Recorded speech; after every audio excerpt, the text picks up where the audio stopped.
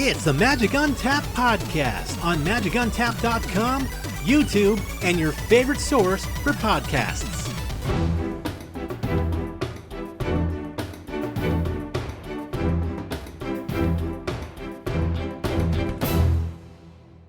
Welcome back to the Magic Untapped Podcast. I am Barry White.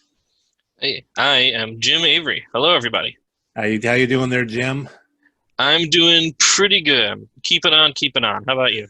Not too bad. Been a nice month since we've last talked. Let's see what's happened. My daughter turned 3, so she's becoming quite the handful. Any big news on your side? Coincidentally, my nephew turned 3 over the past month. So three just must be the age to be. I guess so. Yes, he was spoiled with a very large Paw Patrol tower toy. He was quite happy about that. Wow, yeah, we got my daughter a little VTech digital camera designed for young kids, and she's just a shutterbug all over the place. But we're not here to talk about kids. We're here to talk about Magic the Gathering, and we might as well just address the elephant in the room. And no, I don't mean Percy the elephant from Zootopia, despite it being his birthday, according to the movie. Happy birthday. I am talking about all those Magic bands we've had, especially recently.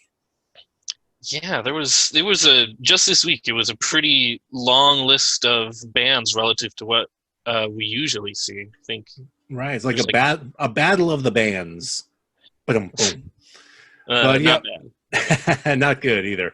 But yeah, just most recently here in October, we had, I'm bringing off the list right here, we had in Standard, Omnath, Locus of Creation, Lucky Clover, and Escape to the Wilds, all banned. Historic on Magic Arena saw the banning of Omnath, Locus of Creation, Teferi Time Raveler, and Wilderness Reclamation.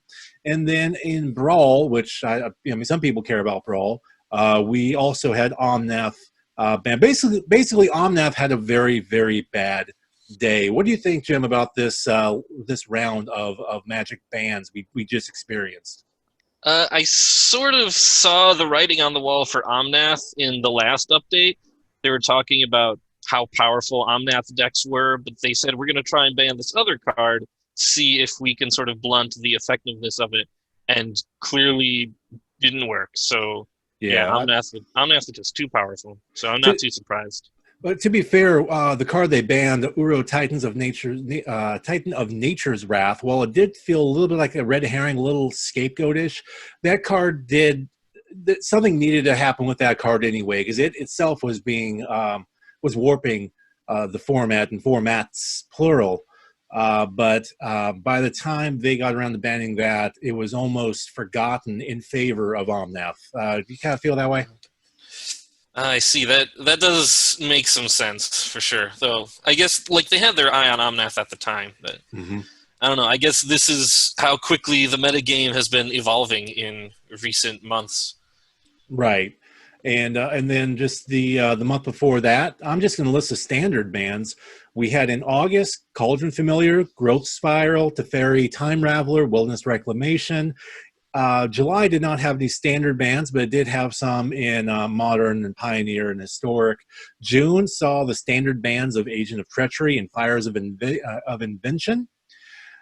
We had some other Modern, Brawl, Legacy bans. Basically every month we have seen multiple cards banned across the variety of formats, and it's kind of going at a pace that really we're not used to seeing.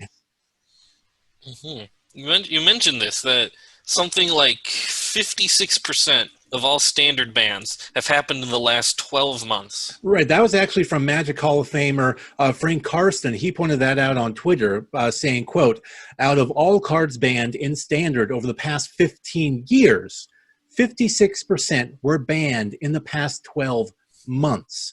So Standard's been around for 15 years. Before that, it was Type 2. And more than half of the cards banned in that format, in the history of that format, have been within the last 12 months. I mean, what does that say about what's going on? I think to add some context here, there was another thing that happened roughly 12 months ago, which was the release of Magic Arena online. And so at that point, this is also something Wizards has pointed out, with so many games suddenly being played on Arena, over 1 billion games so far, there's so much room for the metagame to evolve in such a short time, and they're collecting so much data that I don't know if it's just the bans that are moving quickly, or if the entire game has been moving quickly and the bans are sort of trying to catch up to compensate. Now, Magic Arena has been out, if you include the beta, for a few years now. Yeah, your point still stands true that they have a bigger and more instant sort of feedback through digital tracking. It's not like they have trackers on every single physical card, and they have the data from all the card stores and events and tournaments that are done on paper in digital with Arena. And previously with Magic Online, currently with Magic Online, it's still alive. They have, yeah, kind of. They have this data that they can now reference, and they can see these trends. They can see what's going on. So you do have a point on there. But one other thing I want to point out is a little while back, Wizards of the Coast changed how they announce bans. It used to be, I believe, quarterly. I'm looking it up here. I don't see it immediately. But it used to be on a set schedule. So if there was a problem card or something that was going to be banned or unbanned, that it would happen on a set schedule. You knew when it was, and they were months apart. Now it could be any given Monday that we see these bans. So Omnath had a really big run. Saying it dominated some events on Arena is putting it lightly. It obliterated events on Arena. And in the old way, well, it still may have gotten banned, probably would have gotten banned either way. You would have had to wait and suffer through that. It'd almost be like, this is predating you a little bit here, Jim, but the combo winter that a lot of Magic players experience in around the 99-2000 area with those really overpowered cards from the Urza's block. Although, in hindsight, some of those cards compared to what's broken these days seems like it might be a little fair now. Does that suggest that maybe there's just been like a sort of power creep in individual cards over the past, several years? Well, power creep has always been a problem, and they never always got it right. There always seemed to be something. But lately, it doesn't seem so much like a creep, more like it's just a power sprint these days. And I'm wondering if part of the reason for that is maybe these things are not, these cards, these singles not being designed with the utmost care. Maybe Wizards is not quite putting in the work to make sure things are fair and balanced, not only within the set, but within cards that have been released previously over the years since the game came out in '93. And I know that can be quite difficult, but at some point, you have to really wonder if there is some sort of lack of quality control, maybe because the releases are coming out too quickly, maybe because of some suit and tie requirements there at Wizards HQ or at Hasbro, their parent company. Maybe it's a pressure to keep growing the game monetarily and seeing profit upon profit upon profit for the shareholders. Maybe, I don't know. Do the more powerful cards, do you think they bring more people into the game or like keep people in it, the hopes of being able to play with them? Well, they definitely generate more buzz. And you could almost say the argument that if it is at the detriment of the game for enfranchised players who maybe play less often or just get out of the game altogether, you could argue that it might bring in, because of the buzz factor, it might bring in more new players in to outweigh those more enfranchised players maybe getting out or taking a break. Maybe so. And then, of course, to keep the new players in, you sort of have to make sure that the game feels fair.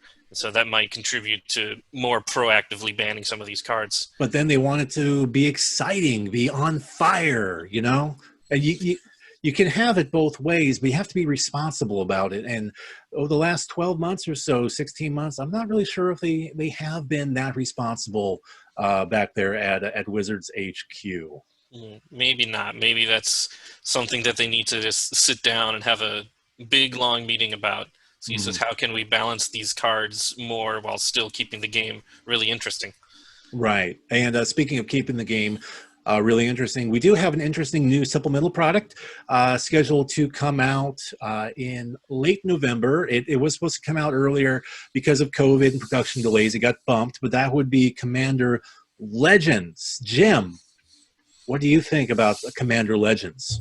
I think it is a super cool idea. Like, I've mentioned before that I'm pretty exclusively a limited player, and so getting a chance to explore Commander in a limited space is really interesting to me. I've played Commander before with pre-built decks, and just watching the chaos just flow out over the board with like 5 or 6 people all trying to do their super ultimates at the same time.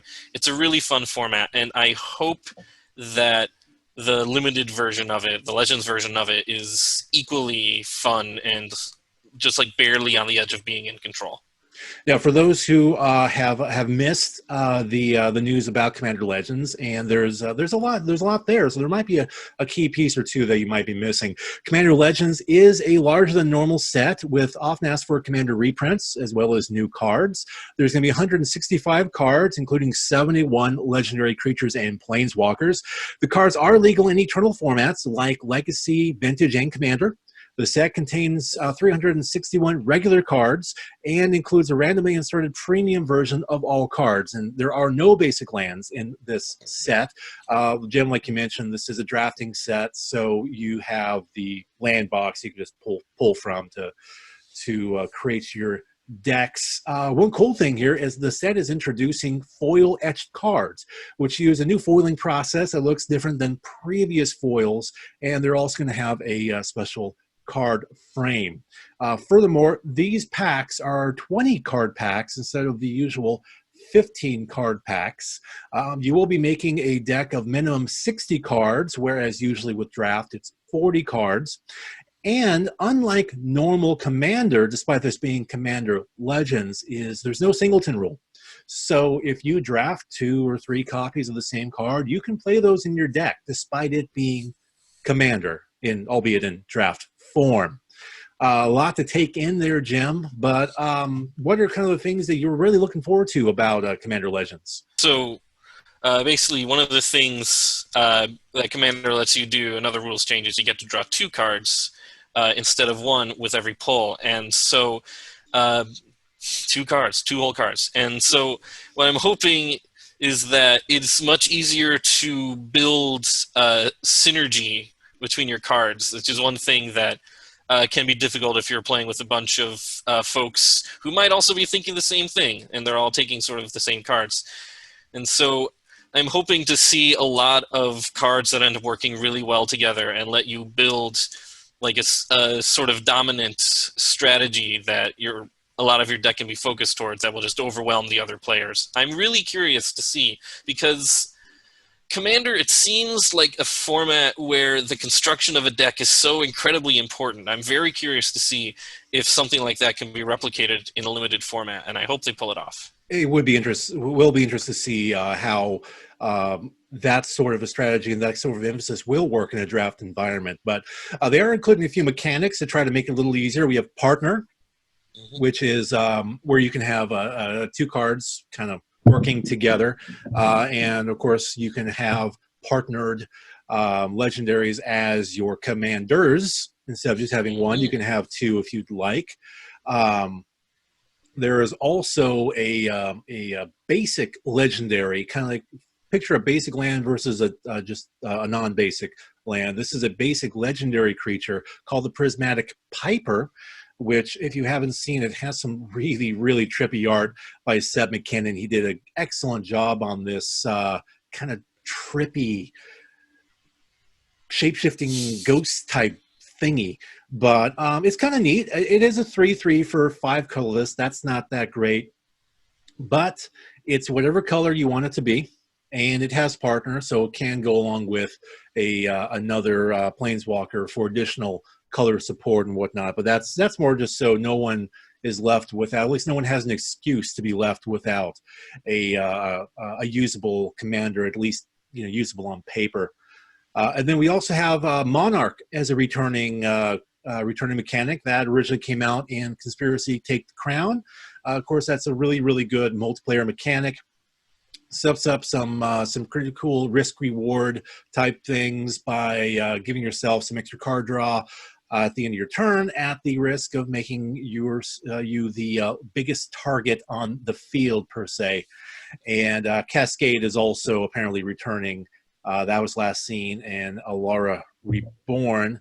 But there's more returning with Commander Legends than just some mechanics. We have some familiar faces. Granted, a couple of these have already been spoiled. Let's just start with Baron Sanger. No, I don't mean the Homelands card.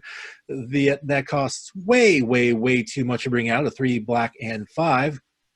I mean Sanger, the Dark Baron. They're the same, but different. But they're the same. But also same. But also different, yeah. I think it's kind of cool bringing back some old names like this. I'm really kind of a little hyped to see what other old school characters get reimagined in this set. I'd love to see, like, this Commander, it seems very ripe for something like a big, enormous battle. And so maybe going back to some of these characters, reinventing them, making them more powerful, that might be something I would be interested in. But I'm sure there's so much more of the lore that I'm not familiar with. Of course, maybe some older characters that maybe were a little unplayable at the time they were printed because they were maybe overcosted or just didn't have appealing abilities, giving them a second chance at life, as it were. I hope so. I hope maybe this will teach me more of the lore that I've been missing out on. Hopefully that'll help with a lot of the lesser experienced or lesser enfranchised players. But a number of other cards that I know have been confirmed for reprint. We have Maelstrom Wanderer. We have Prosh, Sky Raider of Kerr. We have Zedru the Great-Hearted. I mean, there are a number of good confirmed reprint cards in addition to whatever they come out with brand new. And with people like my buddy Gavin Verhey taking the lead on this and Ethan Fleshner, I think there's definitely potential for some good stuff when this set, Commander Legends, comes out on November 20. So something to look forward to there. But now it's time, Jam, to talk winners and loser. Loser. The Lace Ventura for you. Le who? The her. Just watched that a couple weeks ago. Forgot how funny that movie is. Great comedy. But let's start with the winners. So number one on our list, going up a whopping 660%. It was only a couple bucks. Silver Mirror, specifically the Plane Chase printing. It's just a common, a 1/1 for 2, taps for blue. It's, walking mono rock. Not terribly exciting. The only reason, Jim, I can think this went up, because when you compare it to the other printings, the Mirrodin and the dual deck printing, those are all around 30 to 40 cents each. And the Scars of Mirrodin original or reprints also 30 cents. I just think it's the novelty and the scarcity of the Plane Chase set. No, that makes sense to me, because mechanically it certainly doesn't seem like something that would suddenly be super valuable. No, especially $2 for that one copy when all the other ones are a little more than a quarter. And then, so number 2, we have Omnath, Locus of the Royal, not the one that just got the axe. This is the one from Magic 20, but this specific printing is actually from the Core Set 2020 promo packs. So this is a version of the card you would get by placing at an event or something like that. So it is a promo. It's gone up 127% from 588 to 1338. Really likes those 8s. I'm just thinking it's the buzz of Omnath is just kind of bringing the whole thing up. A rising tide raises all ships. I was sort of thinking the same thing. Like, this particular Omnath, it would still work reasonably well in a Zendikar Rising. It's got the landfall mechanic, and I mean, you get rid of one Omnath, replace it with another. And it's not bad. It's really not a bad card whatsoever. So I mean, something like that kind of makes sense. And then we have the Legends card, Walking Dead, going up 100% from $1.69 to $3.39. And as much as I hate to credit that Walking Dead Secret Lair with anything, I really think we need to credit the Walking Dead Secret Lair, just the niftiness of having an actual Walking Dead card. I was thinking along similar lines. It sort of reminded me of a situation where people might hear about Walking Dead in Magic, and they say, "Oh, I know what that is. It's time to pick that up. It's about to become valuable." So. You know, my friend lost the entire left side of her body. She's all right, Coral. All right, Coral. Did you hear about the fight? This is being edited later, yes? Did you hear about the fight at the campsite? No, I didn't. Tell me about the fight at the campsite. It was intense. Intense, Carl. That's enough Walking Dead puns. Okay, now the losers. We have the WAYWORD SWORDTOOth. This would be the promo pack core set 2020 version. So again, a promo version.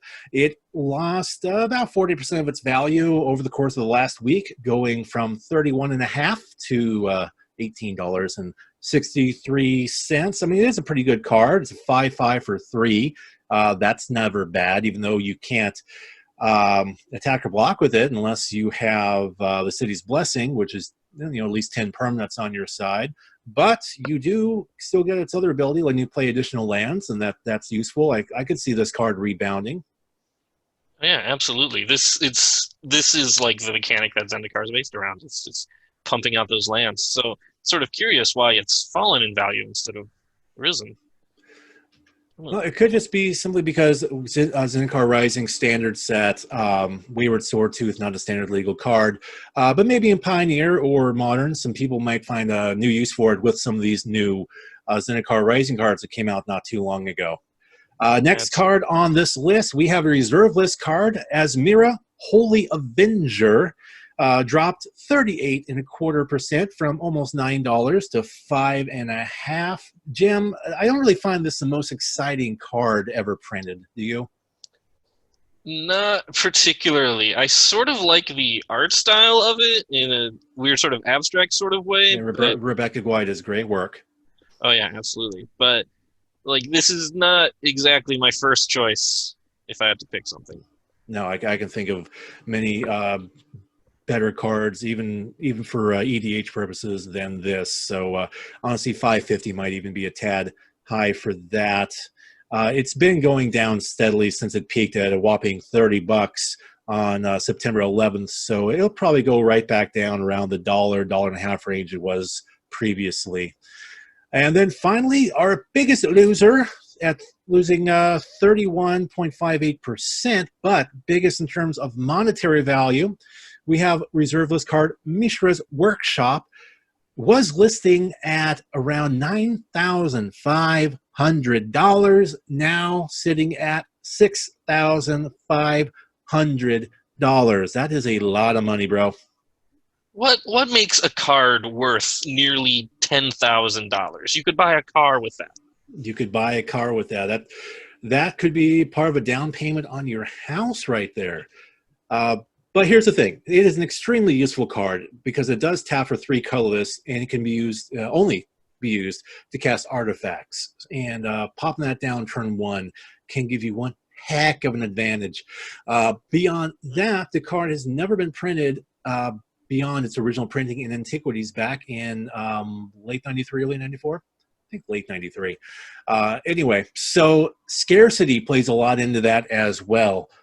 Looking historically, the card as recent as September 12th of this year was only, and I say only, $1,800. And then it started jumping up and down. I think some of this might be some people doing specs and what have you. it did jump up to $9,500 October 8th, went back down to 65, back up to 9,500, and now again back down to 6,500. So I think we're dealing with some investment bubble on this one. Again, I think speculators have a lot to do with the dramatic rise and fall in value for Mishra's Workshop. Seems like it. I feel like when you start valuing a card at that high of a level, it's hard to get a really objective idea of how much it's actually worth. And like my father always told me when I collected baseball cards as a kid, something's only worth what someone else is willing to pay. But Jim, I'm kind of tired about talking stocks. How about you tell me about this deck that you brought to share with us? Yes, I will do that. So, like I said, I am pretty exclusively a limited player, but this is one deck that I am still quite happy with. It was built for a Theros Beyond Death League, a sealed league that we were holding at my workplace. And it's the first time that I've ever built a deck that I was like actually really super happy with. And I wish that I could tell a story about taking it and riding it all the way to victory, but unfortunately, right around March of this year, external factors caused the entire league to be canceled. So COVID. This never really got its time in the spotlight. COVID. I know but I'm still happy with it, and I'm happy to share it here today. So, yeah, well, go ahead and run us down the list, and just what's the real key point of your deck here? What are you trying to accomplish? All right, so there are three basic themes or mechanics with this deck. One is devotion, one is constellation, and the last one is becoming huge. It's just beefing your creatures up super hard. Big boys. Oh yeah, so let's give it a rundown. We have, as far as creatures, there's Daxos, Blessed by the Sun, Nessian Hornbeetle, Dawn Evangel, Heliod Suncrowned, Nexus Wardens, Nyxborn Courser, 2 Setessan Champions, Renata Called to the Hunt, 2 Voracious Typhon, 2 Daybreak Chimera, and an Archon of Falling Stars. For the non-creatures, there's a Mystic Repeal, 2 Setessan Trainings, Altar of the Pantheon, Omen of the Hunt, Triumphant Surge, Elspeth Conquers Death, and lastly, Heliod's Intervention. And we round this out with a Labyrinth of Scoffos, a non-basic land, and then 1 Planeswalker, Calyx Destiny's Hand. So there's a surprising amount of gods and demigods that showed up in these 9 packs that were delivered to me. I was quite happy with that. Those are the cards that the devotion mechanic is mainly built around. For Daxos, his devotion, his toughness equals his devotion. For Renata, his power equals his devotion. For Heliod, it's only a creature if you have 5 devotion or more to white. Then there's also the Daybreak Chimera, which the mana cost drops according to devotion. And then, of course, Altar of the Pantheon increases your devotion by 1 to make everything a little easier. Have you had a chance to run this deck through before the COVID stuff hit? I did have one chance against an opponent in an earlier format of this deck, which did not have things like a second Setessan Champion and the Altar of the Pantheon. And I blame myself for this. I misplayed this game. I was on the cusp of winning, but I got blinded by a desire to play Calyx's Ultimate, which is cost 7 devotion. It returns all your enchantments to the battlefield. And I had so many enchantments at that time, and I thought if I could pull it off, I can win. But of course, I think everyone knows how that goes. It's very hard to pull off an ultimate, and it ultimately caused me to lose that match. So I didn't get a good chance to put it through its paces. But as Manfred Mann would say, you were blinded by the light. I was blinded by the very enchanting light. But beyond that, I was very happy with how it performed. There was a lot of great synergy going on, a lot of counters being passed around, thanks to the Setessan Champions, Renata putting counters on every new creature that came in. All of that was very useful. And overall, it sounds like a pretty wallet-friendly deck. I would say so. There's the couple of demigods, and of course Heliod's sun crowned, but beyond that, like there's not too many rares in here, I don't think. I mean, it's sealed, so the number of rares is pretty hard limited by the number of packs you have. But yeah, it's not a bank breaker, I don't think. All right, and if you listeners there and our followers here on YouTube want to help our bank, you could do so by becoming a Patreon by visiting patreon.com/Magic Untapped, just like our friend Lino Hernandez has done, becoming a Patreon and supporting our efforts here on Magic Untapped. Lino, thank you very much for your support on that. And with that, Jim, I think we're pretty good for this episode of the Magic Untapped podcast. What do you think? I think we covered a lot of good ground here. We had some good laughs, we had some bad laughs, and this has been a good podcast. Okay. One final thing of note, and that is to remind everyone here in the U.S. to vote. Make sure you go out and rock that vote. It is important that your voice is heard, whether you're voting by mail, dropping it off in an official ballot drop box, or doing it in person, either early voting or on election day. Vote, vote, vote. If you're planning to vote by mail or drop it off in a ballot box, make sure you do that as soon as possible, just to make sure that your vote gets counted and you're not left out in the cold. That's right, because everybody needs to have their voices heard, and it is extremely important that people go out there and vote. And with that, Jim, I vote we end the show. I second that motion. All right. Thank you very much for catching us here on this latest episode of the Magic Untapped podcast. I am Barry White. I am Jim Avery. And thank you, everyone, for watching or listening. Or both.